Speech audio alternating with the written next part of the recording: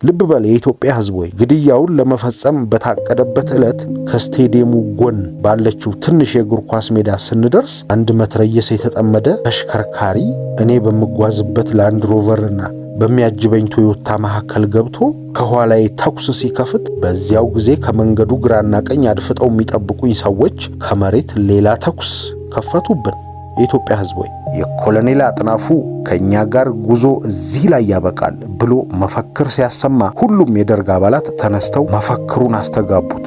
ማታ ወደ 2 ሰዓት ገደማ ለአጥናፉ ቤቱ ደውዬ በጤናህ ነው ዛሬ ያንን የመሰለ ነገር የተናገርከው? ምን ሆንክ? ምንድነው በአእምሮ የተጸረጸው? ቅርታ አድርጉልኝ በልና በእሳቱ ላይ ውሃ እንድናፈስበት እርዳን ብዬ ስጠይቀው ባለቤቱም ይሰሙ ነበር። የሰጠኝ መልስ ግን አንተን የሚያሳስብህ ነገር የለም፣ ምናገረውና የማደርገውን የማውቅ ሰው ነኝ።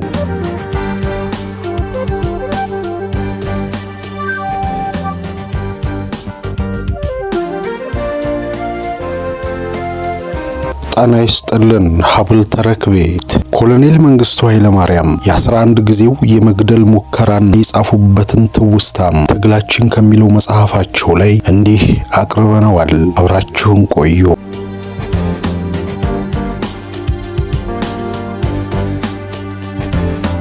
ከግንቦት 8ቱ መፈንቅለ መንግስትና ዚምባብዌ ሐረሪ ላይ ከተደረገው ጋር የኔን ህይወት ለማጥፋት ለ11 ጊዜ ከተደረጉት ሙከራዎች ሁሉ በተረፈ ህይወት በመኖሬ እንደኔ ለመዳን ባለመታደላቸውን አፈር ስለተጫናቸው ራሳቸውን ለመከላከል የማይችሉ ወንድሞቼ ላይ አስተያየት መስጠትን ያህል ህሊናዬን የሚከብደው ነገር ባይኖርም የዚህ ትግላችን ባልኩት የኢትዮጵያ ህዝብ አብዮት ታሪክ ውስጥ የምጠቃቀሳቸው ሰዎች የአብዮታችን ዋዜማ አጥቢያ ማግስትና እንዲሁም በመጀመሪያው የሽግግር ወቅት አብረውን የነበሩ በመሆናቸው የአብዮቱ ታሪክ አካል ናቸው። ይህንን ታላቅ የኢትዮጵያ ህዝብ አብዮት ታሪክ በተቻለኝ የተሟላ ታሪክ ለማድረግ ከመጣር ባሻገር ባለታሪኩ ህዝብ እውነቱን ማወቅ መብቱ ነው ብዬ ስለማመን አንዳንዶቹን ማስታወስ ተገድጃለሁ። ሻለቃ አጥናፉ አባተ በኋላ ሌተናል ኮሎኔል ከዚህ ላይ እንደጠቀስኩት አንዳንዶቹ ከምላቸው ሰዎች ተራ ሳይሆን የአብዮቱ ፋና ወጊና ግንባር ቀደም መሪ ከሚባሉትም ግንባር ቀደም የነበረ ነው።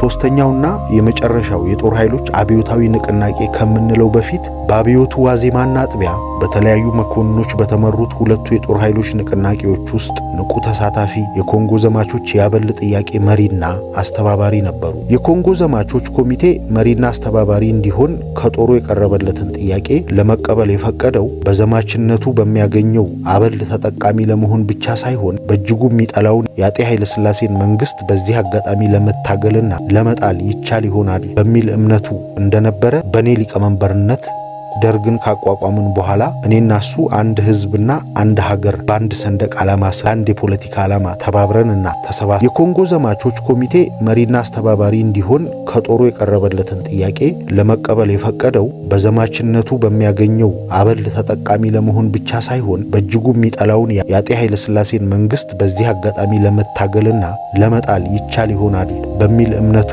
እንደነበረ የነገረኝ በኔ ሊቀመንበርነት ደርግን ካቋቋምን በኋላ እኔና እሱ አንድ ህዝብና አንድ ሀገር በአንድ ሰንደቅ ዓላማ ስር ለአንድ የፖለቲካ ዓላማ ተባብረንና ተሰባስበን መስራት እንዳለብን ለመጀመሪያ ጊዜ በግል በተወያየንበት ጊዜ ነው። የጦር ኃይሎች ሶስተኛው አብዮታዊ ንቅናቄ ብለን የምንጠራውን አብዮት የሚመራ ወሳኝ የጦር ኃይሎች የፖሊሲና የብሔራዊ ጦር አስተባባሪ ኮሚቴ በኋላ ደርግን የፈጠረው የአዲስ አበባ መኮንኖችና በጠቅላላው መለዮ ለባሾች ጥረት ስኬታማነት ከፍ ያለ አስተዋጽኦ ካደረጉት ግለሰቦች ሻለቃ አጥናፉ አባተ አሁንም ግንባር ቀደም ነበር። ለሶስተኛው የጦር ኃይሎች አብዮታዊ ንቅናቄ መፈጠርና ፍሬያማነት በፊውዳላዊው ገዢ መደብ ላይ ወሳኝ ተጽዕኖ ከማድረግ ባሻገር የኢትዮጵያን ሰፊ ህዝብ በዚያ ድፍረትና ልበሙሉነት ያለ ፍርሃት በታሪኩ ለመጀመሪያ ጊዜ ለውጥ ብሎ እንዲንቀሳቀስ ያደረጉት በሀገሪቱ የተለያዩ ማዕዘናት ሰፍረው የሀገራቸውን ድንበር የኢትዮጵያን ህዝብ ክብር፣ ደህንነትና አንድነት ሲያስከብሩ የነበሩትንና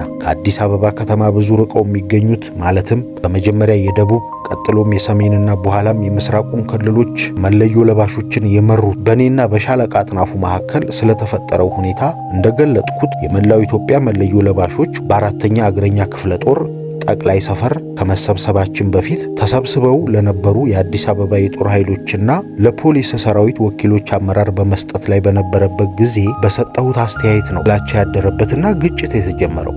የኢትዮጵያ ሕዝብ ሆይ፣ ሆኖም ደርግ አመራሩን እንድረከብ ሲያደርገኝ ካለ አጥናፉና ካለ አራተኛ ክፍለ ጦር ሰራዊት ትብብር መስራትና አብዮቱን መምራት እንደሚያዳግት ተገንዝቤም ስለነበር እሱ ምክትል ሊቀመንበር ካልሆነ የተሰጠኝን ኃላፊነት እንደማልቀበል በማያዳግም ሁኔታ ገልጫለሁ። ይህንን ያደረኩበት ምክንያት ለደርጉና ብሎም ለአብዮቱ ደህንነት ብቻ ሳይሆን የሻለቃ አጥናፉን አስተዋጽኦ ግምት ውስጥ በማስገባት ነበር። ደርግን አዋቅረን የሥራ መመሪያ አውጥተንና የሥራ ክፍፍል አድርገን ስለ ደርግ መቋቋም በብዙሃን ማሰራጫ ካበሰርን በኋላ እኔ የወሰድኩት የመጀመሪያ እርምጃ ለምክትሌ ለሻለቃ አጥናፉ ራሴን ማስተዋወቅ፣ የእሱ ዓላማና ፍላጎት ምን እንደሆነ መረዳትና አገራችንን ወዴትና እንዴት መምራት እንዳለብን በመወያየት የእሱን ማንነት ማወቅ ነበር። የእሱን እምነትና ፍላጎት ከመግለጽ ፈንታ አንተ ነህ መሪያችን፣ በቅድሚያ አንተ እንዴትና ወዴት ልትመራን እንዳቀድክ ንገረኝና የኔን ሐሳብ እገልጥልሃለሁ ስላለኝ በበኩሌ ራሴን ሳልከልል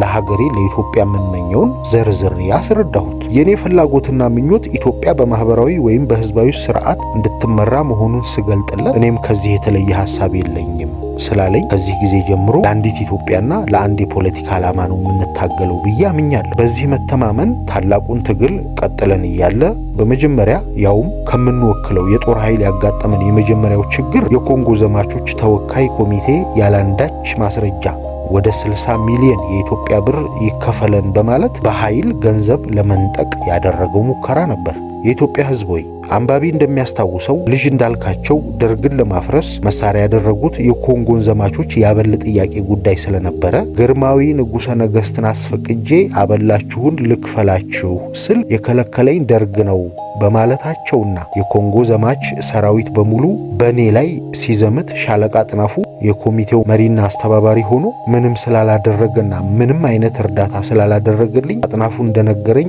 እውን ነኝ ያለውን ይሆን የግል ጥርጣሬ አሳድሮብኝ ነበር። አጥናፉ ኢትዮጵያ በማህበራዊ ስርዓት መመራት አለባት ብዬ አምናለሁ ቢልም ስለ ማህበራዊና ኢኮኖሚያዊ ንድፈ ሐሳብ በጽሁፍም ሆነ በአንደበቱ እምነቱንና ዕውቀቱን የገለጠበት ጊዜ ስላልነበር ሻለቃ አጥናፉ ማን ነው ብለው የሚጠይቁ የደርግ አባላት ቁጥር ትንሽ አልነበረም። ዛሬ አርዕስቱን በማላስታውሰው ጉዳይ ላይ ስንወያይ ካፒታሊዝም ሰው በላ ስርዓት ነው በማለት ስለ ካፒታሊስት ስርዓት ምንነት የማይናቅ አስተያየት በመስጠቱ ጸረ ካፒታሊስትነቱን ገለጠ በማለት የተደሰቱ የደርግ አባላት ጥቂት አልነበሩም። በእውነቱ የሻለቃ አጥናፉን ባህሪና ጠቅላላ ማንነት በቅርብ እንደተመለከትኩትና ደርግን በገጠሙት ብዙ አጋጣሚዎች እንዳየሁት ጀግና መኮንን ነው። ወንድነትን በሚፈትኑ አጋጣሚዎች ሁሉ ሲደናገጥና ሲርበተበት አላየሁትም። በእውነቱ ሀገሩን ከልብ የሚያፈቅር ኢትዮጵያዊ ብሔርተኛ ብቻ ሳይሆን ሀገሩን ለመለወጥ የሚፈልግ አብዮተኛ ስለመሆኑም ከኔ ይልቅ ተግባሩ ይመሰክርለታል። ተንኮለኛ፣ ውስብስብና በአጠቃላይ ክፉ ሰው አይደለም። በእኔ አስተያየት ቀናና ደግ ብቻ ሳይሆን በጣም የዋህም ነው። ከመናገር ዝምታን ይመርጣል። ሲናገርም ትልቅ የንግግር ዕውቀትና ስጦታ ያለው ነው የሚባል አይደለም። እንደ ሁኔታው በተለይም አፍላይ አብዮት ጊዜ በምንለው መጀመሪያው 5 ዓመታት ውስጥ በነበረው ፋታ የማይሰጥ ውጥረት ምክንያት የደርጉ ጉባኤ ማራቶን እየተባለ ይጠራ ነበር። አዘውትረን ጧት በማለዳ ማለትም ከንጋቱ 1 ሰዓት ተኩል ጀምሮ የተቀመጠን ቀኑን ውለን የምናድርበትም ጊዜ ነበር። በእውነቱ ብዙ ጊዜ ምሳ አንዳንዴም እራት ታስበው የሚውሉበት ጊዜ ነበር። የሞቀ ወይንም የጦፈ ውይይት፣ አንዳንዴ ሙግት ማለት ይቻላል በያዝንበት ጊዜ ሻለቃ አጥናፉ ከእንቅልፉ እንደነቃ ሰው ድንገት ይነሳና ከአጀንዳችን ወይም ከምንወያይበት አርዕስት የራቀ ነገር ይናገርና ከቤቱ ተቃውሞ ሲደርስበት ይበሳጭና አኩርፎ ይመልስልኛል። ለብዙ ጊዜም ዝም ማለቱ ስለሚያሳስበኝ አጥናፉ ከኛ ጋር ነህ ብዬ ስጠይቀው ምን ማለትህ ነው ብሎ ቢቆጣም መሳተፉን ይቀጥላል። የሚያደርጋቸው ንግግሮች ብዙ ጊዜ አጭርና ግልጽ ናቸው። ዲፕሎማሲያዊ አነጋገርና የፖለቲካ አሽሙር አያውቅም ከማለት ሊጠቀም አይፈልግም ማለት ይሻላል። በዚያ ቀውጢና እጅግ ፈታኝ ወቅት ደርጉ በእኔና በሱ ላይ የጣለው ኃላፊነት ኑሯችንን የስቃይ ኑሮ አድርጎት ስለነበረና ለማንበብ ቀርቶ ለእንቅልፍም ጊዜ ስላልነበረን አጥናፉ ያንብብ አያንብብ አላውቅም። የሻለቃ አጥናፉ ዋናው ወይንም ደግሞ ትልቁ ችግር የሰው ወሬ መስማትና በሰው መመራት ነው። ዘውትሮ የሚያገኛቸው ሰዎች ወዳጆቹና አማካሪዎቹ የኦርቶዶክስ ቀሳውስት ወይም ካህናቶች፣ የአሮጌው ስርዓት አራማጆች፣ በቀዳማዊ ኃይለ ሥላሴ ዩኒቨርሲቲ የነበሩ የታወቁ ቀኝ መንገደኛ ምሁራን ብቻ በመሆናቸው ይህንን የሚያውቁ የደርግ አባላትም ሁሉ ስጋት ነበረባቸው። ከነኚህ ምሁራን ጥቂቱና በጣም መሰሪዎቹ ወያኔን የጠሩና ያመጡ ሲሆን እስከዛሬ ለሀገር ተቆርቋሪና ለሕዝብ አሳቢ መስለውም ያወናብዳሉ። የኢትዮጵያ ሕዝብ ሆይ እነ ዶክተር በረከት ሀብተስላሴና ሌሎችም መሰሎች ወዳጅና ተቆርቋሪ መስለው በሀገር ልጅነት በመቅረብ ጀነራል አማንን ክፋት በመምከር ለ60 የቀድሞ ባለስልጣኖች ሕይወት መጥፋት ምክንያት ሆነው ባልጠበቅነውና ባላቀድነው ሁኔታ ላይ እንደጣሉን ሁሉ ይሄ አጥናፉንም ከጎኔ ገንጥለው በመውሰድ የጥፋት መሳሪያ ያረጉታል የሚል ታላቅ ፍራቻ ስለነበረኝ እኔና የተወሰኑ ጓዶች ከነበረን ስራ በተጨማሪ አጥናፉን ስንጠብቅ ነው የኖርነው ብንል ለማጋነን አይደለም። ብዙ ጎትጉቼና አግባብቼ በቅርባችን በህዝብ ማደራጃ ጽሕፈት ቤት አመራር ላይ ከነበሩ በሳል አብዮታዊ ምሁራን ጋር ላጎዳኘው ጥረት አድርጌ የተሳካልኝ ስለመሰለኝ ተደስቼ ነበር። ውጤቱ እኔ ጠበቅኩት ሳይሆን ተቃራኒ ሆነና ኢህአፓ ህዝብን ማንቃት ማደራጀትን በመሰለ አብዮታዊ ተግባር ላይ የተሰለፉትን ሁሉ ባንዳ ምሁራን እያለ ከማጥላላት በላይ እኛ ሳናውቅ በደርግ ውስጥ አድፍጠው የነበሩ ወኪሎቹ በደርግም ውስጥ ጸረ የህዝብ ማደራጃ ጽሕፈት ቤት ቅስቀሳ ማድረግ ከጀመሩ ሰንብተው ነበር። ኢህአፓ ያልሆኑ ሌላ አጀንዳ የነበራቸው የደርጉ ቀኝ ክንፎች እነ ሻለቃ ሲሳይ፣ እነ ሻለቃ ህሩይ፣ እነ ሻለቃ አስራት ወዘተ ጸረ ድርጅት ጽሕፈት ቤት ስለነበሩ በዚህ መስመር አኳያ ከኢህአፓ ጋር ግንባር በመፍጠር ሻለቃ አጥናፉንም እንደምንም ብለው ይመርዙታል።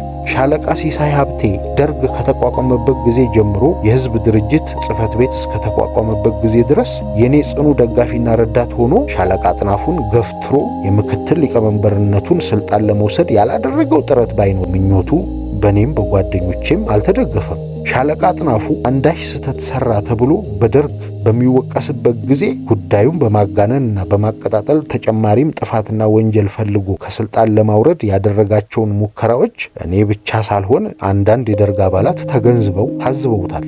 ሻለቃ ሲሳይ አጋጣሚ ጠብቆ በደርጉ ጉባኤ ላይ አጥናፉን በማሳጣት ለማጥቃት ካደረጋቸው አያሌ ሙከራዎች ሁለቱም ብቻ በገልጽ ይበቃል ብዬ አስባለሁ። አንደኛውና የመጀመሪያው አዲስ አበባ ነጋዴዎች በህዝቡ ላይ ሲያካሂዱት የነበረውን ገደብ አልባ ብዝበዛ በጥቂቱም ቢሆን ለመግታት ብለን ለስራው አግባብ ያላቸውን የተለያዩ ባለሙያዎች ያሰባሰበ አንድ የገበያ ዋጋ ተማኝ ኮሚቴ አቋቁመን ጓድ ሻለቃ አጥናፉ በሀገር ውስጥ ንግድ መስሪያ ቤት በአጠቃላይ ላቋቋም ነው ዋጋ ተማኝ ኮሚቴ በተለይ አመራር በመስጠት የስራውን መሳካት በቅርብ እንዲከታተል እናደርጋል። ኮሚቴው የዋጋ ትመናውን ስራ በሚሰራበት ጊዜና አንድ የደርግ ተወካይ መካከላችን ቢገኝ የማያዳግም ስራ ለመስራት ስለሚያስችል አንድ የደርግ አባል ይመደብልን ብለው የኮሚቴው አባላት ሻለቃ አጥናፉን ስለጠየቁት አንድ የባሻነት ማዕረግ ያለው የበታች ሹም የደርግ አባል ይልክላቸዋል። ባሻው ከኮሚቴው ጋር ከተቀመጠበት ጊዜ ጀምሮ አጥናፉ በዚህ ዝርዝር ስሩ ወይም ተመሩ ብሎ ይስጠው ወይንም ራሱ ያዘጋጀው ለማወቅ አልተቻለም።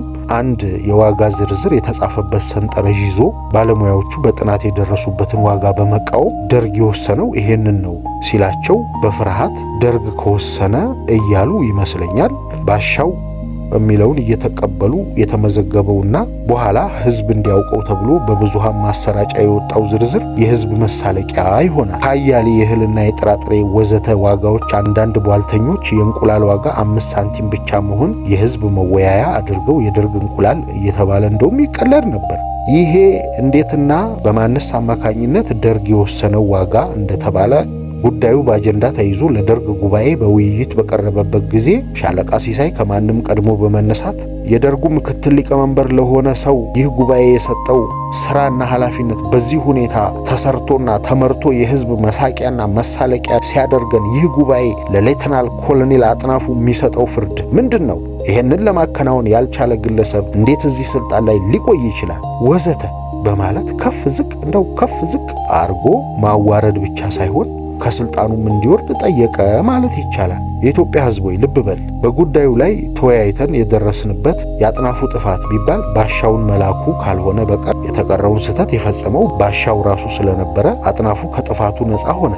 ባሻውም ካለ ዕውቀት ሕዝቡን የጠቀመ መስሎት ከመሰል ጓደኞቹ ጋር መክሮ ያደረገው ስለሆነ እንዲህ ያለ ስህተት እንዳይሰራ ከተሰጠው ግሳጼና ማስጠንቀቂያ በቀር የደረሰበት ነገር የለም። ሁለተኛውና ከመጀመሪያው የከፋ አደገኛ ውንጀላ የሰነዘረው እንግዲህ ሌተናል ኮሎኔል አጥናፉ አዲስ አበባ ያለውን የጥይት ፋብሪካ መስሪያ ቤት በጎበኘበት ጊዜ በተመለከተው ሁሉ በመደሰቱ ሰራተኛውን ሰብስቦ ካመሰገነ በኋላ የደሞዝ ጭማሪ ይደረግላችኋል ብሎ ይናገራል። ሰራተኛውን ያስጨበጭባል። ይሄ ድርጊት በምሽቱ ዜና በሬዲዮና በቴሌቪዥን የደርጉ ምክትል ሊቀመንበር ኮሎኔል አጥናፉ አባተ ለጥይት ፋብሪካ ሰራተኞች የደሞዝ እድገት ፈቀዱ ተብሎ ሲነገር ዜናውን የሰማነው ሁሉ ደንግጠናል። እኔ ለማስታወቂያ ለቅስቀሳና ለፕሮፓጋንዳ ኮሚቴ ሊቀመንበር ለሌተናል ኮሎኔል አስራት እቤቱ ደውዬ ኮሎኔል አጥናፉ እንዲህ ብሎ አይናገርም፣ በስህተት የተላለፈ ዜና ስለሚመስለኝ አሁኑኑ ማስተባበያ ስጥ ብዬ አዛለሁ። ዜናውን ለቴሌቪዥንና ለሬዲዮ ያስተላለፈው እሱ ራሱ ኖሮ ስህተት የለበትም፣ አጥናፉ ያለውን ነው በዛ ዜና ማሰራጫ ፕሮግራም እንዲነገር ያደረኩት ሲለኝ ከመላክ በፊት የጻፍከውን ነገር ለአጥናፉ አሳይተኸዋል ብዬ ስጠይቀው አለማድረጉን ስለነገረኝ አንተም የጥፋቱ ተሳታፊ ነህ ብዬ ስልኩን ዘጋሁ። እንደሚጠበቀው ከማንም ቀድሞ ማለዳ ደርግ ግቢ በመገኘት ትናንት የተባለውን ሰምታችኋል በማለት ላገኘው የደርግ አባል ወሬውን ሲያዛምት ቆይቶ ጉዳዩ ወዲያው በዚያው ጧት ለጉባኤው ቀርቦ ስንነጋገርበት የአጥናፉን ስህተት በማጋነንና ጉባኤው አንድ ትልቅ እርምጃ በአጥናፉ ላይ እንዲወስድ ለማድረግ ብዙ ሞከር። ሌተናል ኮሎኔል አጥናፉ ለተከሰሰበት ክስ መልስ ሲሰጥ የጥይት ፋብሪካን ከጎበኘሁ በኋላ ሰራተኛውን በአንድ ቦታ አሰባስቤ በተመለከትኩት ስራችሁ ሁሉ በጣም ተደስቻለሁ። ፋብሪካውን አሁን ካለበት ሁኔታ በጣም በላቀ የማስፋፋትና የማሳደግ እቅድ ስላለን የእናንተም ደሞዝ ከድርጅቱ ጋር አብሮ እንዲያድግ የሚቻለንን እናደርጋለን አልኩ እንጂ በዜና ማሰራጫዎች እንደተነገረው የደሞዝ እድገት ፈቅጃለሁ አላልኩም በማለቱ እሱ ታምኖ ስህተቱ ዜናውን በዚያ መልክ እንዲተላለፍ ያደረገው የሌተናል ኮሎኔል አስራት ሆነ። የሚገርመው ነገር በጸረ የህዝብ ድርጅት ጽህፈት ቤት አጥናፉን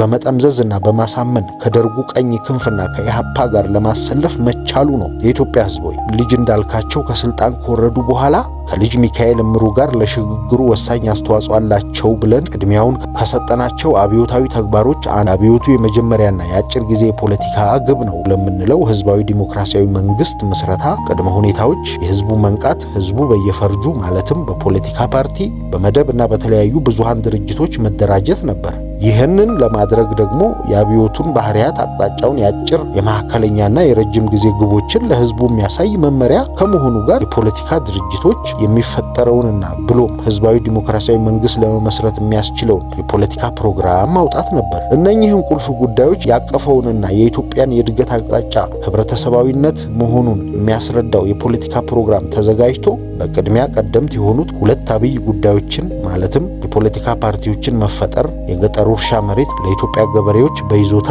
የሚታደልበትንና ገበሬው በማህበር የሚደራጅበትን ነበር። የመሬት አዋጁ ተግባራዊ ለማድረግ ወደ ገበሬው የሚላኩትን የሀገሪቱን የሁለተኛ ደረጃና የከፍተኛ ትምህርት ተቋም ተማሪዎች፣ መምህራንና ወታደሩን በፈቃደኝነት ብቻ ሳይሆን በደስታ ለማንቀሳቀስ ሲባል ከመሬት አዋጁ በፊት የተናኘው የፖለቲካ ፕሮግራም በተጠበቀውና በተፈለገው አይነት ለማንቀሳቀስ አይነተኛ መሳሪያ ሲሆን የፖለቲካ ድርጅቶችን ግን በታሰበውና በተጠበቀው አይነት የመፍጠሩ ፍንጭም አልታየም። ስለሆነም ከህዝቡ የመደብና የብዙሃን ድርጅቶች ጋር ጊዜያዊ አስተዳደር ደርግ ራሱ ማደራጀት ይቻለው ዘንዳ ለዚህ የሚያገለግሉ ፍላጎትና ብቃት ያላቸውን አብዮታዊ ምሁራን መልምለን የህዝብ ማደራጃ ጽህፈት ቤትና የፖለቲካ ትምህርት ቤትን ማቋቋም እንደነበረብን ይታወሳል። አዋጅን በጆሮ እንዲሉ ሻለቃ ሲሳይ ሊቀመንበር መንግስቱ እኛን ንቆና ከርቶ ውይይቱና ስራው በጠቅላላው ውሎና ዳሩ ሁሉ ህዝቡን ያነቃሉ፣ ያደራጃሉ ብሎ ካመጣቸው ምሁራን ጋር ብቻ ሆኗል። ከኛ ጀርባ ከምሁራን ጋር በሚስጥር አንድ ድርጅት እያደራጀ ነው የተሰኘ ወሬ በደርጉ ውስጥ ያሰራጫል። ሌተናል ኮሎኔል አጥናፉና ሌሎችም ጓዶች እውነት ነው ብለው በመቀበል ወይንም እኔም በመጠራጠር ከኢሃፓ ወኪሎች ጋር ተባብረው በእኔ ላይ ሴራ ይጠነስሳሉ። ይህንን ክስና ብሎም ሴራ አመልክቼ አዋጅን በጆሮ ያልኩበትን ምክንያት ከዚህ እንደሚከተለው ለኢትዮጵያ ህዝብ አስረዳለሁ። መስከረም 1 ቀን 1967 ዓ.ም ማለትም በኢትዮጵያ የፊውዳሉ ስርዓት ቁንጮ የነበረው ዘውድ ከገረሰስንበት ጊዜ ጀምሮ እስከ 1968 ዓ.ም መገባደጃ ድረስ በነበረው የጊዜ ክልል ውስጥ በተከታታይና ባላቋረጠ ሁኔታ ካሮጌው የፊውዳል ስርዓት ዋና ዋናዎቹንና አብዛኛዎቹን ላዕላይና ታህታይ መዋቅሮችን አፈራርሰን ስለነበረ በ1968 ዓ.ም የአብዮቱን በዓል ባከበርንበት ማግስት የደርጉ ስራ አስፈጻሚ ኮሚቴ ተወያይቶ ውሳኔ እንዲሰጣቸው ከዚህ የሚከተሉትን ጥያቄዎች በአጀንዳ ለውይይት አቀረብኩኝ። እነሱም አንደኛ፣ በአዋጅ ወይም በህግ ባፈረስናቸው የአሮጌው ስርዓት መዋቅር መቃብር ላይ የአዲሱን የፖለቲካ ስርዓት አካላት ግንባታ በአስቸኳይ መጀመር የለብንም ወይ? ፊውዳላዊውን የሀብት ምጣኔ ስልተ ምርትና የግል ይዞታ ወደ ማህበራዊ ወይም ወደ ህዝባዊ ይዞታ የመለወጡን ተግባር እንዲሁ በአስቸኳይ መጀመር የለብንም ወይ የሚሉ ነበሩ። ስራ አስፈጻሚ ኮሚቴው ጊዜ ወስዶ በሰፊውና በዝርዝር ከተወያየባቸው በኋላ ያቀረብኳቸው ጥያቄዎች ከምንመራ ስርዓተ ማህበርና ከብሔራዊ ዲሞክራሲ ፖለቲካ ፕሮግራማችን አንጻር የቀረቡት ጥያቄዎች ትክክል ብቻ ሳይሆኑ የቀረቡት በወቅቱ ነው ሲሉ የኮሚቴው አባላት በሙሉ የድጋፍ ድምጻቸውን ሰጡ። ተገቢው ውሳኔ በሙሉ ድምጽ ከሰጠ በኋላ በሶስተኛ ተራ አጀንዳ ያነሳሁት ጥያቄ ደግሞ የአዲሱን የፖለቲካ ስርዓት አካላትና እንዲሁም የስርዓቱን ላላይና ታህታይ መዋቅሮች የመገንባት ተግባር ለማፍረስ እንዳደረግነው በሕግ ወይም በአዋጅ ብቻ የምንወጣውና በቢሮክራሲ አማካኝነት በወኪል የምናስፈጽመው ሳይሆን የደርጉ አባላት ህዝቡ መካከል ተገኝተው ከህዝቡ ከመማር ባሻገር ህዝቡን እያስተባበሩ ከዚህ በኋላ ያለውን ብርቱ ትግልና እንዲሁም መስዋዕትነት የሚጠይቅ ውስብስብ ወሳኝ አብዮታዊ ተግባር መምራት አለባቸው ብዬ ያቀረብኩትን ሐሳብ አሁንም ኮሚቴው በሙሉ ድምፅ አጸደቀ።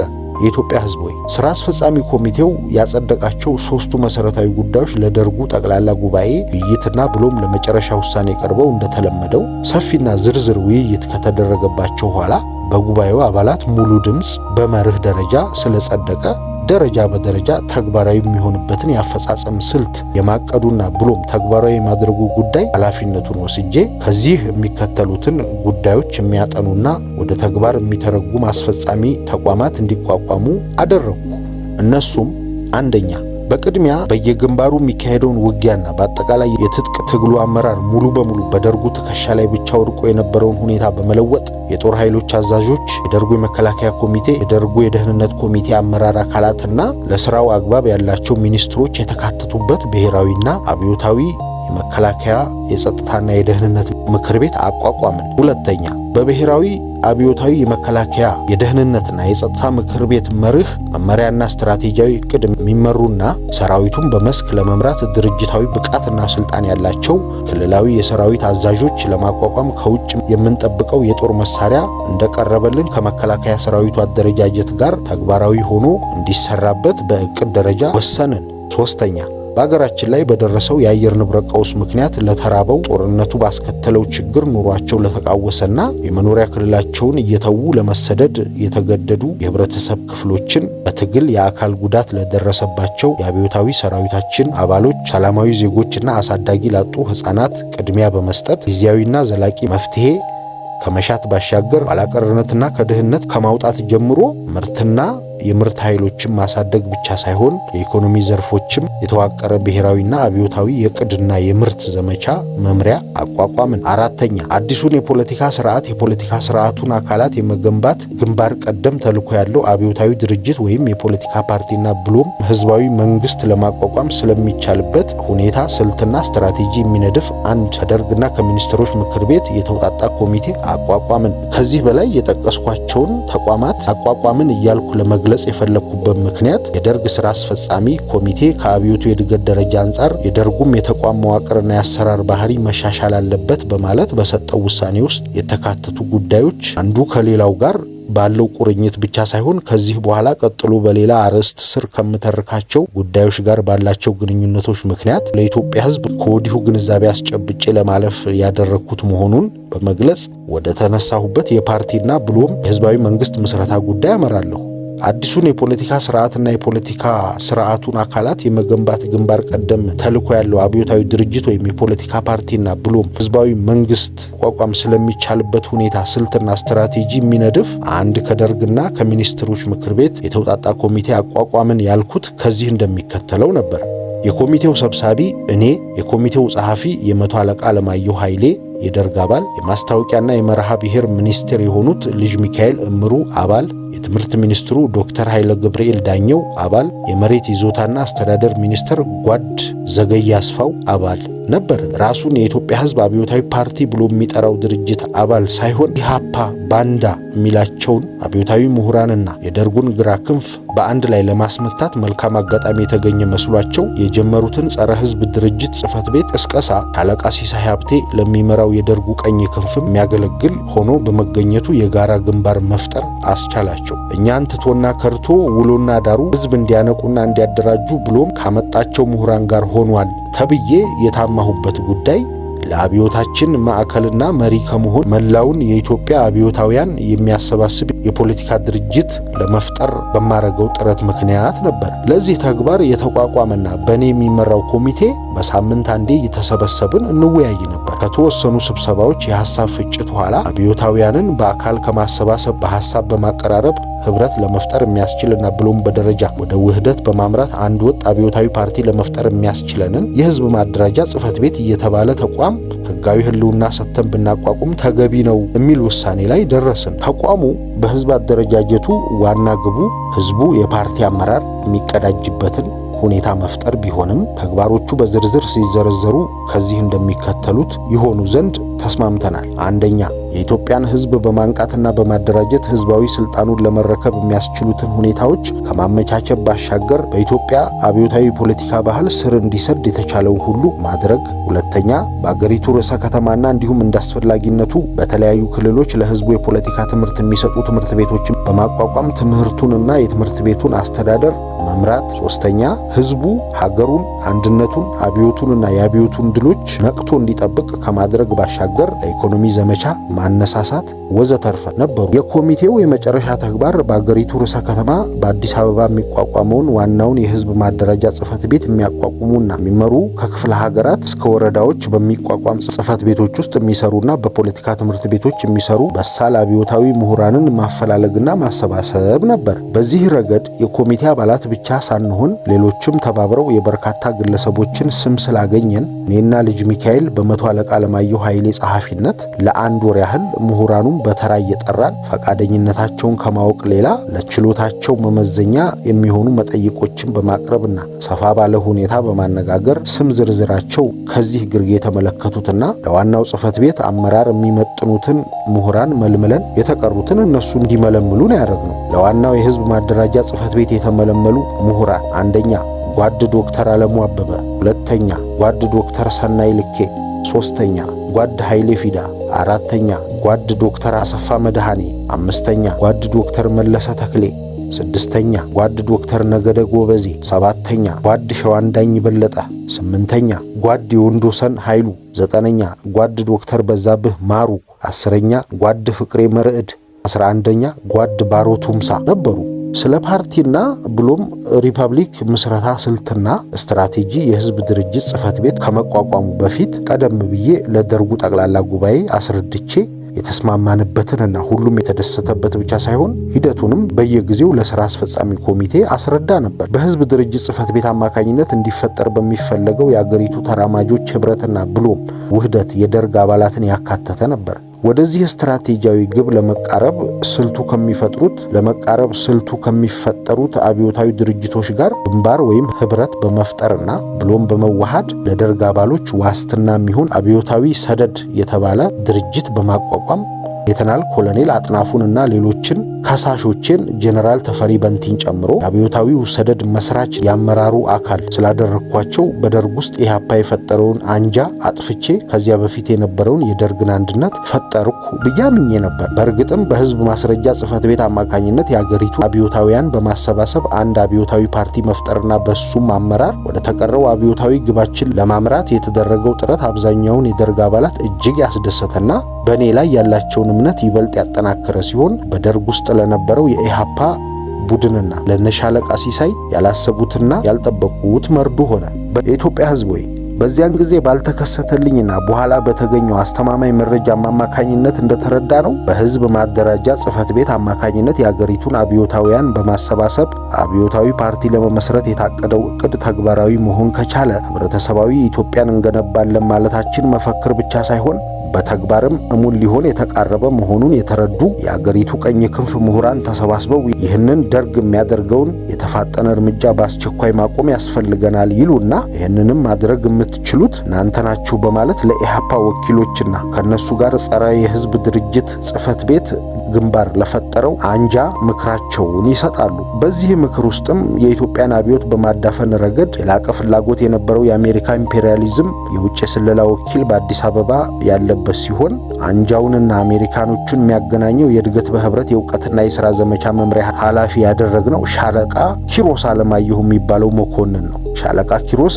የደርግ አባል አይደለም። የደርግን እርምጃ በአስቸኳይ ማቆም የተባለውን እቅድ አሜሪካኖችና አንጃዎቹ ከተስማሙበት በኋላ እኔን የመግደሉን ተግባር የማከናወኑን ተልዕኮ ራሱን የኢትዮጵያ ሕዝብ አብዮታዊ ፓርቲ ብሎ ለሚጠራው ሽብርተኛና ነፍሰ ገዳይ ድርጅት ይሰጥ። መስከረም 13 ቀን 1969 ዓ.ም ከምሽቱ 1 ሰዓት ተኩል ገደማ ከታላቁ ቤተ መንግስት 4ኛ እግረኛ ክፍለ ጦር ግቢ ውስጥ ወደ ነበረው መኖሪያ ቤቴ ሲሄድ ግድያው ተሞከረብኝ።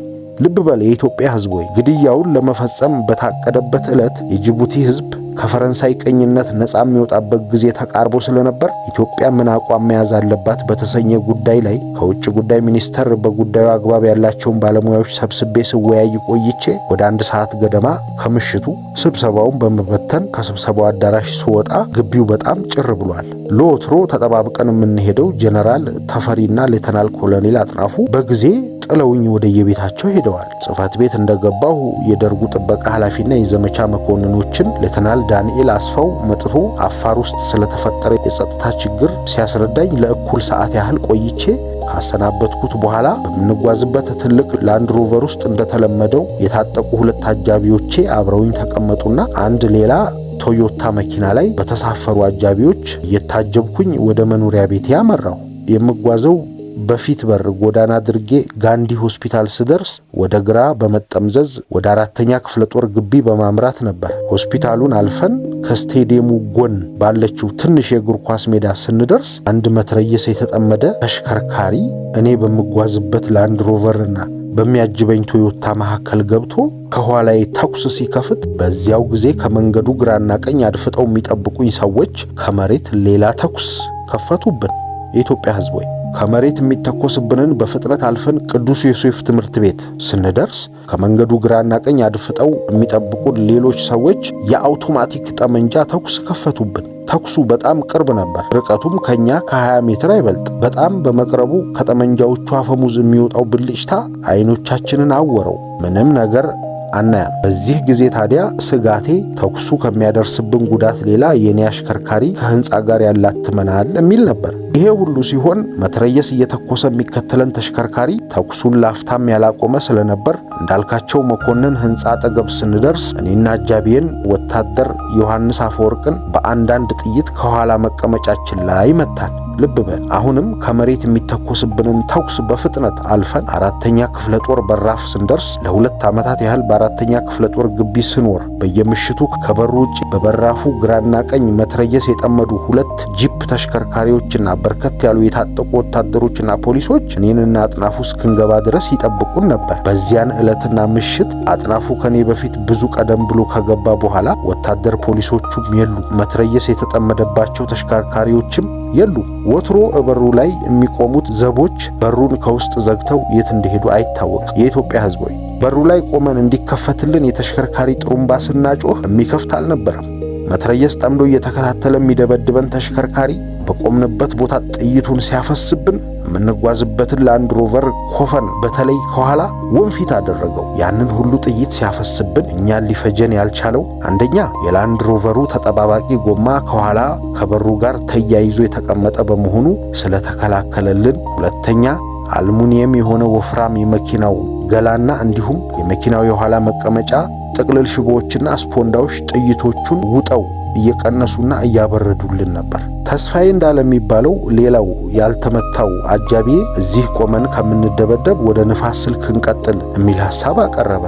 እሱ እንዳለው ወደ ንፋስ ስልክ መንዳት ብንቀጥል ከኋላ ለሚተኮስብን ተሽከርካሪ ጥሩ ኢላማ ከመሆን የሚያድነን ነገር ካለመኖሩ ሌላ ደሞስ የትና እስከ የት ነው የምንነዳው ስለው በእኔ አስተያየት የሚደበድበን የ4ኛ ክፍለ ጦር ወታደር ስለመሰለኝ በሩ ቢከፈትልንም ከውስጥ የሚጠብቀን ደህና ነገር አይመስለኝም አለኝ። በኋላ የምናየው ሁኔታ ተስፋዬ ያለውን የሚያሰኝ ሁኔታ ነበር። ሆኖም የሆነ ይሁን አልኩና ሾፌሩ በሩን በላንድ ሮቨሩ በርግዶ እንዲገባ ትእዛዝ ሰጠሁትና በሩን በኃይል በርግዶ ሲገባ ከውስጥ በራፉ ላይ ቆሞ የነበረው ወይንም ሊከፍትልን የመጣ ይሆን እኔ እንጃ አይታወቅም። በሩ ሲበረገድ አንድ ወታደር ወደ ሰማይ ጉኖና 3 ሜትር ያህል ተወርውሮ ሲወድቅ አየነውና ዝም ብለነው አለፈን። ሌላም ሰው አላየንም።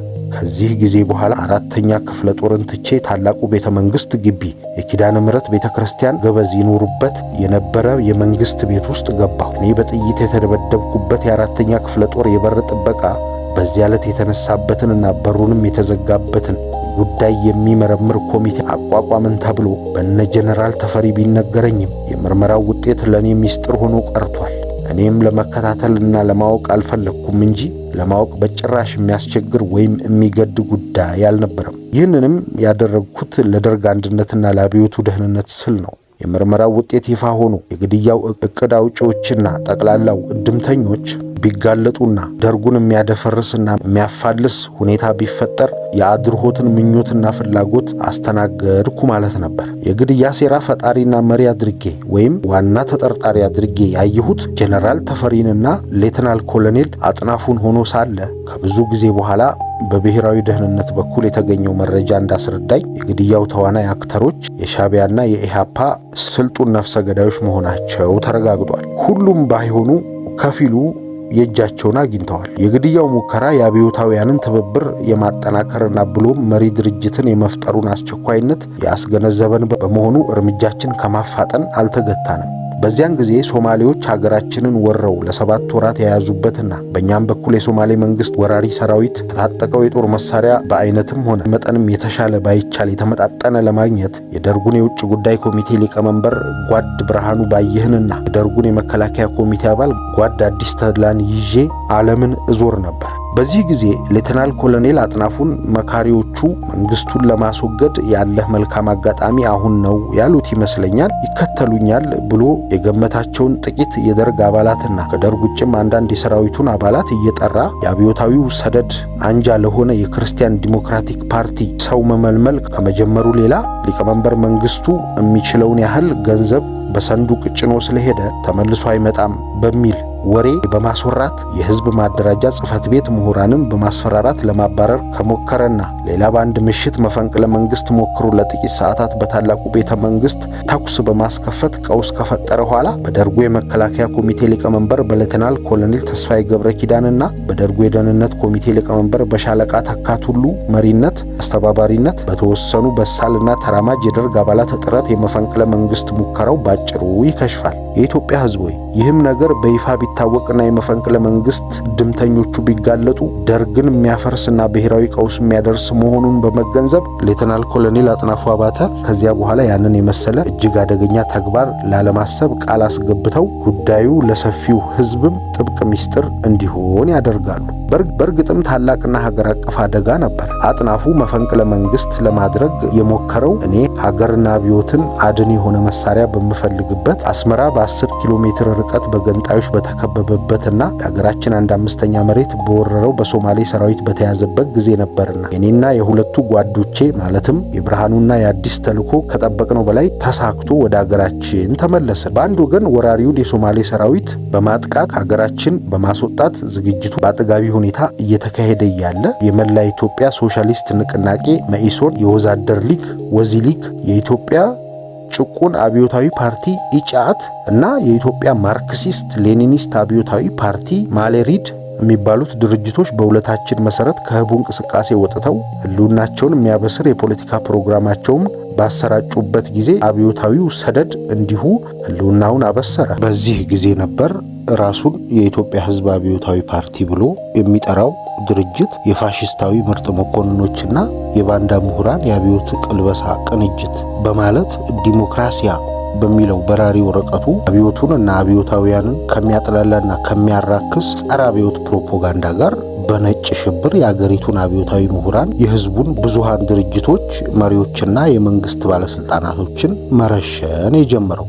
በደርግ ውስጥ የተፈጠሩትን አንጃዎች በአጠቃላይ በሌተናል ኮሎኔል አጥናፉ በሻለቃ ሲሳይ ሀብቴ የሚመራው ቡድን በተለይ በየጊዜው የሚሸርቡትን ሴራና የሚሞክሩትን አደገኛ ሙከራ በህሊናቸው እየዘገቡ ሁኔታው ቢፈነዳ በቅድሚያ በደርግ ህልውና ላይ ከዚያም በአብዮቱ ደህንነት ላይ በሀገሪቱ ላይ ሊያደርስ የሚችለውን በመረዳት የሚሰጣቸውን የሚስጥር አደራ በዚያ ሁኔታ ለረጅም ጊዜ መጠበቃቸው እስከዛሬም ያስገርመኛል።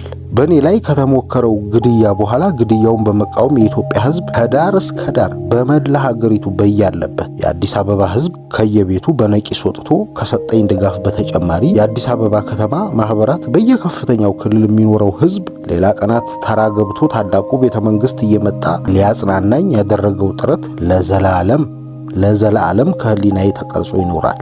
የኢትዮጵያ ሕዝብ ወይ የኢትዮጵያ ሕዝብ ከኔ ጋር መሆኑን ተቃዋሚዎቹ በመመልከታቸውና እኔም በየጊዜው የሚደገስልኝን ሴራ እየቀደምኩ በማክሸፍ ሰላም የተገኘ ስለመሰለኝ የደርግን አሰራር ዘይቤ ከአብዮቱ እድገት አንጻር ለመለወጥ ለደርጉ ጉባኤ በዚያው በመስከረም ወር 1969 ዓ.ም አንድ ዕቅድ አቀረብኩ። የዕቅዱ ይዘትና ዓላማም የአሮጌውን ስርዓት ላዕላይና ታህታይ መዋቅር በአብዛኛው ስላፈራረስን ከእንግዲህ ወዲያ እኛው ራሳችን ከፈጠርነው ጊዜና አዲስ ሁኔታ ጋር የአሰራር ዘይቤያችንን መለወጥ የሚገባ ከመሆኑ ሌላ ለአዲሱ የፖለቲካ ስርዓትና ማህበራዊ ኢኮኖሚያዊ ግንባታ ብቻ ሳይሆን የፓርቲዎቻችን የአብዮታዊ ሰደድን ህዋሶች ከህዝብ ውስጥ ለመፍጠር ወደ ገጠሪቱ ኢትዮጵያ መሰማራት ይኖርብናል። አዲስ አበባ በቤተ መንግስት ውስጥ ተቀምጠን ጥቂት አብዮታዊ ምሁራን በመላክ አብዮት በወኪል መምራት አንችልምና ስራ እንከፋፈል ብዬ ያዘጋጀሁትን አዲስ መዋቅር፣ አዲስ የሥራ ክፍፍል ከነ መምሪያው አዘጋጅቼ አቀረቡ። ይህ አዲሱ የደርግ መዋቅር ከቀድሞ መዋቅሩ ልዩነቱ በሥራ አስፈጻሚው ኮሚቴና በደርጉ ጠቅላላ ጉባኤ መካከል የማዕከላዊ ኮሚቴ ተቋም መጨመር ብቻ ነው። በአሰራር በኩል መሰረታዊ ለውጥ ያስከተለው የደርጉ ጉባኤ በቋሚነት ተቀምጦ ዕለት በዕለት ያከናውናቸው የነበሩ አያሌ ስራዎች የሚኒስትሮች ምክር ቤትና የመከላከያ ሚኒስቴር ስር የነበሩ ከመሆናቸው ባሻገር ጉባኤው ያወጣቸው የነበሩ ፖሊሲዎች፣ አብዮቱን የሚመለከቱ ድንጋጌዎችና አዋጆች ሁሉ በአብዛኛው ስለተጠናቀቁና ቀሪው ስራ የወጡትን ፖሊሲዎች፣ ድንጋጌና እቅዶችን፣ ፕሮግራሞች ተግባራዊ ማድረግ ስለነበረ ይህንን ለማድረግ ደግሞ ስራው ወዳለበት መስክ መሰማራት ማስፈለጉ ነው። በዚህም ምክንያት ወደ ተለያዩ የአገሪቱ ገጠሮችና የስራ መስኮች የሚሰማሩት ብዙሃኑ የደርግ አባላት የሚሰበሰቡት ጉባኤ በየ6 ወር እንዲጠራ፣ ማዕከላዊ ኮሚቴ በየ3 ወር እንዲጠራ ሆኖ ስራ አስፈጻሚ ኮሚቴ እንደ ፓርቲ የፖለቲካ ቢሮ፣ ጉባኤውና ማዕከላዊ ኮሚቴው በማይሰበሰቡበት ጊዜ የሚሰራውን የየዕለቱን ስራ እነሱን ወክሎ በቋሚነት የሚሰራበትን የአሰራር ዘይቤ ነው ያቀረብኩት። አዲሱ የደርግ ተቋም መዋቅርና የሥራ ክፍፍል ዓላማ ከፍ ብዬ ከገለጽኳቸው ታላላቅ ተግባሮች ሌላ የአንድ አብዮታዊ ፓርቲን አመራር ልምድና ወግ እንዲያስተምረን ተብሎም የታሰበ ነበር። የታቀዱት የመዋቅርና የሥራ ክፍፍል ለውጦች ጠቀሜታዎች ከዚህ በላይ የገለጽኳቸው ብቻ አልነበሩ። እንደሚታወቀው በደርግ ውስጥ ከሻለቃ ማዕረግ ጀምሮ በተዋረድ ተራ ወታደሮችን ጭምር ያካተተ ሲሆን እስከዚህ ጊዜ ድረስ የደርጉ አባላት በሕገ መንግስቱ መሰረት በወል ርዕሰ ብሔሩን ተክተው በእኩልነት ተመሳሳይ ስራ እየሰሩ ወይንም ታሪካዊና አብዮታዊ ተግባር በወል የሚያከናውኑ ናቸው። እያንዳንዳቸው አንድ ስህተት ላይ ቢወድቁ ወይም አብዮታዊ ቃል ኪዳናቸውን ቢስቱ የሚደርስባቸው ቅጣት እጅግ ከባድ በሆነበት ሁኔታ ሀገርንና ሕዝብን እያገለገሉ፣ በሌላ አነጋገር በግዴታ ረገድ ሁሉም እኩል ሆነው በመብት ረገድ ብዙሃኑ እጅግ የተበደሉና በድህነት የሚሰቃዩ ስለነበሩ አዲሱ የሥራ ስምሪት ስራው ከሚጠይቀው ልዩ ልዩ መብትና በተለይም ከደሞዝ ክፍያ ጋር የተሳሰረ በመሆኑ የተዛባውን አስተዳደር ለመለወጥ እንዲያስችለንም የታቀደ ነበር። ይህንን ሐሳቤን ቀደም ብዬ ለጀነራል ተፈሪና ለሌተናል ኮሎኔል አጥናፉ አማክሬያቸው መደገፍ ብቻ ሳይሆን ግሩም ነው በማለት አድንቀውታል። ጉዳዩ ሰፋ ያለ ስለነበርና በጥቂቱ ለሳምንት ያህል ያነጋገረን ስለነበረ በዚህ ጊዜ ውስጥ ኢህአፓና ሌሎቹም አድርሆት በሰጡት አመራርና ምክር መንግስቱ ኃይለማርያም ከህዝብ ማደራጃ ምሁራን ጋር መክሮና ዶልቶ ከነሱ ጋር የአገሪቱን አመራር አጠቃሉ በመያዝ ደርግን ወደ ገጠር ሊያሰማራና ብሎም ሊያፈርስ ነው በማለት ለደርጉ አባላት ስለነገሯቸው ሁሉም ባይሆኑ አብዛኛው እውነት ነው ብለው በማመን በእኔ ላይ ሲዘምቱና ደም አልባ መፈንቅለ መንግስት ሲያደርጉ ጀነራል ተፈሪና ሌተናል ኮሎኔል አጥናፉ እኔን መርዳት ቀርቶ ሐሳቡን ለኛም አካፍሎን ተስማምተናል ሳይሉ ከተቃዋሚው ቡድን ጋር አበሩ። የኢትዮጵያ ሕዝብ ሆይ ደርግን ስመራ አያሌ ከባድ ፈተናዎችና ችግሮች ገጥመውኛል። በእውነቱ ለማስረጃም ያህል በሰሜን ኢትዮጵያ ናቅፋ ላይ የ15ኛ ሻለቃ ለ6 ወር መከበብና ጦር ልከን ልናድነው ባለመቻላችን መደምሰሱ፣ በተመሳሳይ ሁኔታ እንዲሁ ተሰኔና አፋቤት የነበረው ጦራችን መደምሰስ፣ የከረን መያዝ፣ በምስራቅ በተስፋፋው የሶማሊያ መንግስት ወራሪ ሰራዊት በኦጋዴን ክልል ከመቆጣጠሩ ሌላ ዋርዴሩን ለማመን በሚያስቸግር ጀግንነት ሲከላከሉ የነበሩት ነባሩ 22ኛ እግረኛ ሻለቃና አዲሱ ነበልባል ሻለቃ እስከ መጨረሻው ጥይትና ሰው ታግለው መደምሰሳቸው፣ የጅጅጋ መያዝ፣ የአስመራ መከበብ፣ ምጽዋን የሚመግበው የዶጋሌ የውሃ ማደያ መያዝ፣ የኮሎኔል ዳንኤል በኢህአፓ መገደል ወዘተርፈ ብዙ ማለት ይቻላል። ሕይወቴንም ለማጥፋት ከተደረገው ሙከራ በላይ እጅግ ያሳዘነኝ ነገር ቢኖር ይህ በሐሰት የተወነጀልኩበት አድማና መፈንቅለ መንግስት ነው። የኢትዮጵያ ሕዝቦች እዚህ ላይ አንባቢያንም ለማስመዝገብ የምፈልገው አርዕስቱ ደርግና ሻለቃ አጥናፉ የሚል ስለሆነ ኢህአፓ የሞከረውን መፈንቅለ መንግስት ለማስታወስ የፈለግኩበት ምክንያት በዚህ ጊዜ ሌተናል ኮሎኔል አጥናፉ አቋም ምን እንደነበር ለመግለጽ ብቻ ስለሆነ ይህንን በዚሁ አቆመዋለሁ። ኢህአፓ ስለመራው መፈንቅለ መንግስት ብቻ ሳይሆን ስለ ጄኔራል ተፈሪ በንቲ ማንነት፣ እንዴት ለዚህ ኃላፊነት እንደመረጥናቸው፣ ለምን እንደመረጥናቸውና በኋላ እንዴት እንደተለወጡ በቅጽ ሁለት አብዮታዊ የሚባሉት የሀገሪቱ የፖለቲካ ድርጅቶች የመደብና የሀገር ጠላቶቻችን በጋራ ከመከላከልና ብሎም አገርንና አብዮትን ከማዳን ይልቅ ከፊሉ ከገንጣዮችና አስገንጣዮች፣ ከፊሉ ከሶማሊያ ወራሪ ሰራዊት ጋር የተቀሩት በድርጅት እብጠትና በብቸኝነት የስልጣን ጥማት እርስ በርስ ስለተዋጉበት ሁኔታ ለመተረክ ቃል ገብቼ ወደ ርዕሴ እመለሳለሁ። በኢህአፓ የተሸረበው ሴራና መፈንቅለ መንግስት ዓላማው ጸረ መንግስቱ ብቻ ሳይሆን ጸረ አብዮት መሆኑ ተጋልጦ ከከሸፈ ጥቂት ሳምንታት በኋላ ሰበበኛው እቅዴ በደርጉ ጉባኤ ይሁንታን አግኝቶ አብዛኛው የደርግ አባላት በሹመትና በደሞዝ እድገት ለሥራ ወደ የክልሉ ተሰማርተው ስለሚያከናውኗቸው አያሌ አብዮታዊ ተግባሮች በምንወያይበት ጊዜ የሀገራችን የእድገት አቅጣጫ ህብረተሰባዊነት ወይም ሶሻሊዝም ነው፣ ካፒታሊዝም ሰው በላ ስርዓት ነው፣ መመራት ያለብን በማርክሲዝም ሌኒኒዝም ነው ብለው በለውጡ ባቡር አብሮን መጓዝ ብቻ ሳይሆን የአብዮቱ ሁለተኛ መሪ ጓድ ሌተናል ኮሎኔል አጥናፉ በድንገት ከመቀመጫው ተነስቶ ከደርጉ አብዮታዊ ዓላማ ጥቂት ብዛባ በኢትዮጵያ ትቅደም ሰይፍ አንገቴ ይቀላ ብሎ ለአብዮቱ ቃል ኪዳን የገባው መሪ ከዚህ የሚከተለውን የክህደት ጸረ አብዮት ንግግር አደረገ። ከሀገራችን ባህል ሃይማኖትና ታሪክ ጋር ፈጽሞ የማይገጥምና የማይስማማ የሶሻሊስት ስርዓት እንከተላለን ብለን አገሪቱን የጦርነት አውድማ አደረግናት። አገራችንን ለውጭ ወራሪ ማጋለጥ ብቻ ሳይሆን ከዓለም ህብረተሰብ እንድትገለል አደረግናት። ሰው በረሃብ የሚሞትባት የችጋር ሀገር አደረግናት ሲል መላው የደርግ አባላት ለመናገር የፈለገውን ተናግሮ እስኪጨርስ ትዕግስት ስላጡ ቆመው በጩኸት በውግዘት አቆሙትና ተቀምጠው ለመናገር መድረክ ይሰጣቸው ዘንድ ሁሉም ማለት ይቻላል እጃቸውን አወጡ። እኔ እስከማውቀው ድረስ አጥናፉ በቀንና በስብሰባ አዳራሻችን ውስጥ ቀርቶ በምሽትም እቤት ውስጥ የሚጠጣ አይመስለኝም። የዚህን ዕለት ይህንን ሰው ግን ምን ነካው? ምናልባት ጠጥቶ ይሆናል ብለው የተጠራጠሩ ብዙ ሰዎች ነበሩ። እኔ ጠጥቶ ይሆን ብዬ በማሰብ ጠረን እስከመፈለግ ድረስ ነበር። ምክንያቱም የተናገረው ነገር በምንም አይነት የሱ ንግግር ሊሆን አይችልምና ነው። ምናልባትም የተናገረውን ነገር አምኖበት ከሆነ ያንን መድረክ ያንን ቀንና ጊዜ ለምን መረጠ? እሱ ያንን ስለተናገረ የደርጉን ዓላማ ሊያስለውጥ ቀርቶ የሚያዳምጠውም እንደሌለ እያወቀ ያንን የመሰለ አደገኛ ንግግር ለማድረግ ለምን ፈለገ?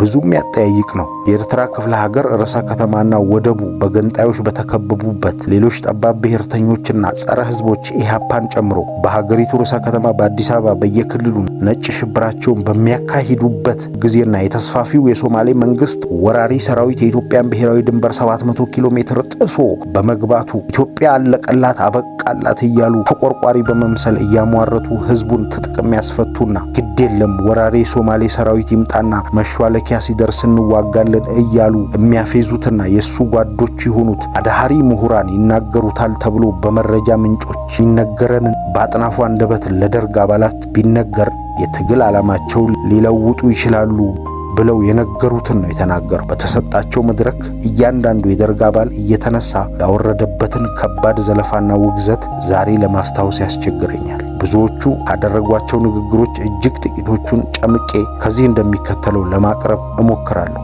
መጀመሪያው ተናጋሪ ከመቀመጫው በመነሳት ፊቱን ወደ ብዙሃኑ የጉባኤ አባላት በማዞር የአብዮቱና የህዝቡ ጸሮች ይህንን መንግስት በመጣል አብዮቱን ለማዳፈን ብለው በየጎዳናው ሲናገሩት የምንሰማውን እንዴት በስብሰባ አዳራሻችን ከአብዮቱ ሁለተኛ መሪ ከጓድ ኮሎኔል አጥናፉ እንስማው በሚል ጥያቄ ንግግሩን ጀምሮ ከበድ ያሉ ብዙ ኃይለ ቃሎችን ወረወረ። ሁለተኛውም ተናጋሪ እንደ መጀመሪያው ተናጋሪ ፊቱን ወደ ብዙሃኑ የደርግ አባላት በማዞር ጓዶች አለ። ጓዶች ዛሬ በሀገራችን የሚካሄደውን የሲቪል ጦርነት ልናቆም መጣን እንጂ እኛ አልፈጠር ነው በማለት ጀምሮ ምክትል ሊቀመንበራችን በራሳቸው ፍላጎት ከአብዮቱ ባቡር ዘለው ወርደዋል በማለት ንግግሩን ደመደመ። ተከታዩ ተናጋሪ እኛ የኢትዮጵያን ሰራተኛ መደብ ከምንዳ ባርነት ገበሬውን ከገባርነት ከዘላለም ድህነት ነፃ ለማውጣት መጣን እንጂ የኢትዮጵያን ሕዝብ ለችጋር አልዳረግነው። ለመሆኑ የትግሬና የወሎ ሕዝብ ረሃብ የተከሰተው መቼ ነው? ደርግ የተቋቋመውስ መቼ ነው? ረሃቡን ከኢትዮጵያ ሕዝብና ከዓለም የደበቀው ማን ነው? ጊቤ አዋሽ ነው ብሎ ለወረራ 15 ዓመታት የተዘጋጀውን ተሳፋሪውን የሶማሌ መንግስት ወራሪ ሰራዊት ለመመከት ኢትዮጵያን ከውርደትና ከጥፋት ለማዳን መጣን እንጂ እኛንን ሀገራችንን ለወረራ ያጋለጥናት የሚል ጥያቄ አቅርቦ ተቀመጠ። ሌላው ተናጋሪ ምክትል ሊቀመንበር ተብየው አገራችንን ከዓለም ህብረተሰብ እንድትገለል አደረግናት ብለዋል። መቼና ከየትኛው ዓለም ህብረተሰብ ነው ያገለልናት? እንደ እውነቱ ከሆነ የዓለም አቀፍ ኢምፔሪያሊዝም የእጅ አዙር ቅኝ ጥገኛና ቡችላ ለመሆኗ ዓለም ያወገዛት ገለላትን አገር ነው ዛሬ በታሪክ ለመጀመሪያ ጊዜ የዓለም ሰላም ወዳድና ዲሞክራቲክ አገሮች፣ የዓለም ሰራተኛ ንቅናቄ፣ የዓለም ብሔራዊ የአርነት ንቅናቄ፣ የዓለም አብዮታዊና ህብረተሰባዊ አገሮች ጎራና አባል ያደረግናት እኛ አይደለንም?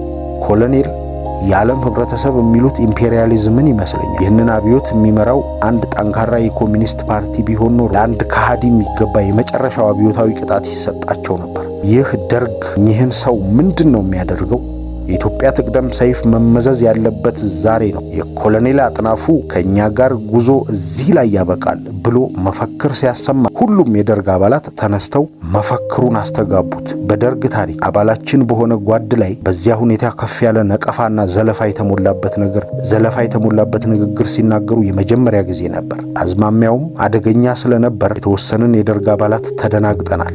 ማታ ወደ 2 ሰዓት ገደማ ለአጥናፉ ቤቱ ደውዬ በጤናህ ነው ዛሬ ያንን የመሰለ ነገር የተናገርክ? ምን ሆንክ?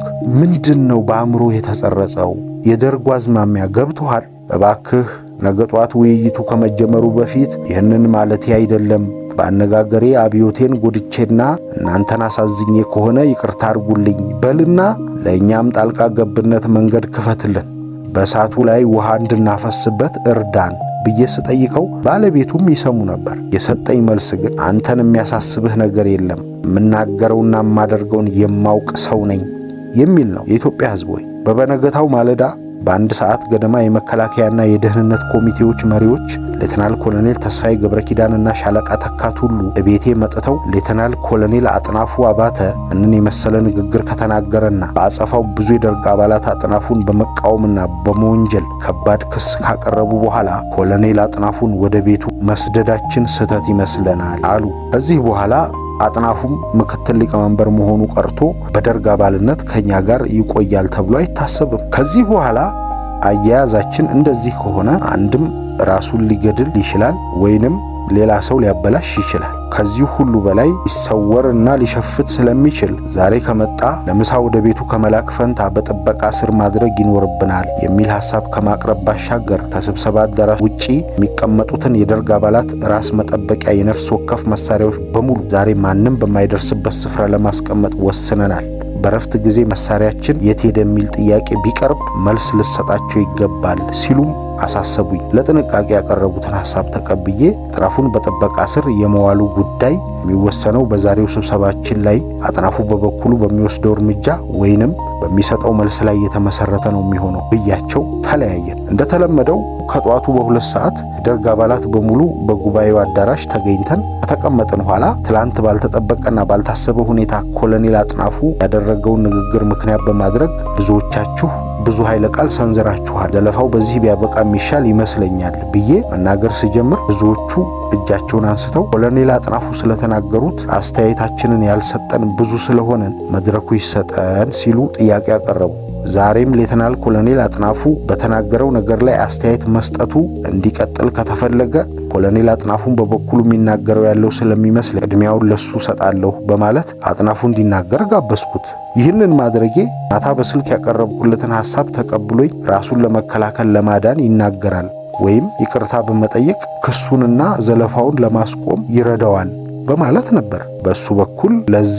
በሱ በኩል ግን ለዚህ ስላልተዘጋጀ እነሱ የሚሉትን ብለው ከጨረሱ ኋላ የምናገረው ይኖረኛል። አሁን ግን ለመናገር አልፈልግም ስላለ የመናገሩን እድል በተራ ለሌሎች ሰጠሁ። ብዙዎቹ አጥናፉ ለተናገረው የተቃውሞ ንግግር ማድረግ ብቻ ሳይሆን ስለ አጥናፉ እናውቃለን የሚሉትንና እኔና በተወሰኑ የደርግ አባላቶች የማይታወቁ እንግዳ ነገሮችን በማጋለጥ ከተናገሩት ብዙ አባላት መካከል ትዝ የሚለኝ ሻለቃ ጌታቸው ሽበሺ የተናገረው ነገር ነው። ሻለቃ ጌታቸው ይነሳና ኮሎኔል አጥናፉ እዚህ ቦታና እዚህ ስልጣን ላይ መቀመጥ የሌለበት አዳሃሪ ነው ካለ በኋላ ንግግሩን በመቀጠል ሊቀመንበር መንግስቱ መሳሪያ ልመና ወደ ሶቪየት እንዲሁም ወደ ተቀሩት ሶሻሊስት ሀገሮች በሄዱበት ጊዜ ጽህፈት ቤቱ ጠርቶኝ መንግስቱ ኃይለማርያም ሊያቋቁም የሚሞክረው ማርክሳዊ ፓርቲ ለኢትዮጵያ እንደማይበጃት ካያሌ ዕውቅ የአገሪቱ ምሁራን ጋር መክረን ክርስቲያን ዲሞክራሲያዊ ፓርቲ ለማቋቋም ወሰነናልና አንተም የዚህ ፓርቲ አባል እንድትሆን እፈልጋለሁ ብሎኛል ሲል በብዙሃኑ የደርግ አባላት እኔን ጨምሮ አጥናፉ ይሄንን ያደርጋል ብለን የምናስብ ካለመሆናችን ሌላ ለጉዳዩ ፍጹም ባዕድ ስለነበርን ከመገረም የተነሳ በቤቱ እርስ በርስ የመነጋገር ሁኔታ ተፈጠረ። የደርጉን አባላትም ቀጠና ትኩሳት ጨመረው። እዚህ ላይ በመጠኑ ከስነ ስርዓት ውጪ የሆነ አነጋገርም ስለተጀመረ ሁኔታውን ለማቀዝቀዝ ስል የሻይ ረፍትና ድርግ ብዬ ካዳራሽ ወጣን። በሰማሁት ነገር ተገርሜ ብቻዬን አንድ ድንጋይ ላይ ተቀምጬ ከራሴ ጋር ስነጋገር ብቸኛ የሆነው አጥናፉ መጥቶ ከጎኔ ሲቀመጥ ደግሞ ከፍ ያለ ሐዘን ተሰማኝ። ወታደሮች ለሁለታችንም ሻይ አቅርበውልን ስንጠጣማ የደርግ አባላት እንደ ልዩ ይመለከቱን ነበር። ለብዙ ደቂቃ ዝም አልኩ።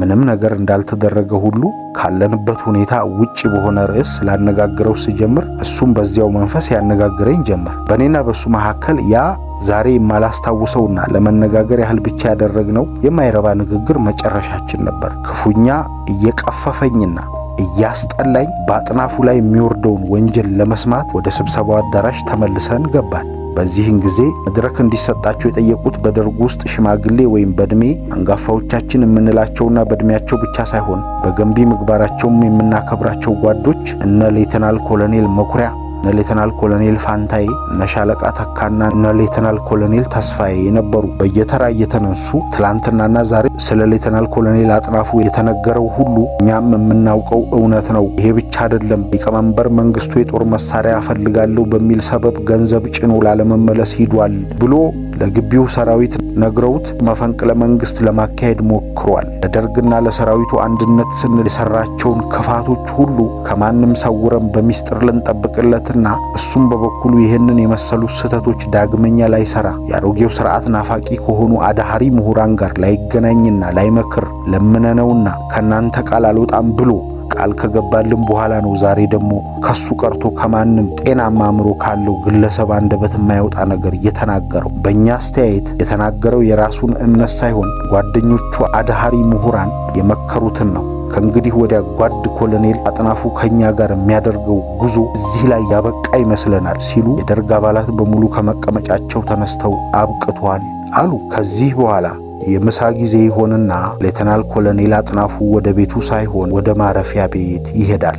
ከዛ በኋላ አላየሁትም። እዚህ ላይ የኢትዮጵያ ሕዝብና ምናልባትም ዓለም ጭምር ስለ ደርግ ማወቅ ያለበት አንድ ነገር አለ። ለምንወዳት ሀገራችን ለኢትዮጵያ መሰረታዊ ለውጥ በመታገል ሕይወታችንን እንሰጣለን ብለን ለራሳችን ቃል ኪዳን ስንገባ ከገባነው አብዮታዊ ቃል ኪዳን ዝንፍ ብንል የኢትዮጵያ ትቅደም፣ አብዮታዊ ሰይፍ ይረፍብን በማለት ምለን ነው። ብዙ ሰዎች ምናልባትም ጠቅላላው ሕዝብ እንደሚመስለው ወይንም እንደሚያምነው ከደርግ አባላት አንዱ ቃል ኪዳኑን ቢያጎድል የክስ ዶሴ ተከፍቶ እማኝ ተቆጥሮና ጠበቃ ተቆጥሮ በመደበኛ ፍርድ ቤት የሚደረግ ሙግት አይኖርም። የሚፈርድልን ወይንም የሚፈርድብን ተገደን ሳይሆን ወደን በገባንበት የደርጉ ጓዳዊ የቃል ኪዳን ፍርድ ቤት መሆኑን ነው። ሌተናል ኮሎኔል አጥናፉን የትግል ጓዳችን ብቻ ሳይሆን ምክትል ሊቀመንበራችን አድርገን ከ3 ዓመታት በላይ አስጨናቂውን ጉዞ አብረን ተጉዘናል። እውነተኛው የፖለቲካ እምነቱን የሚያውቀው ራሱ ብቻ ነው። እኛ እሱን ያመንነው በገባው ቃል ኪዳን ነው። ውስጣዊ እምነቱ ምንም ይሁን ምን፣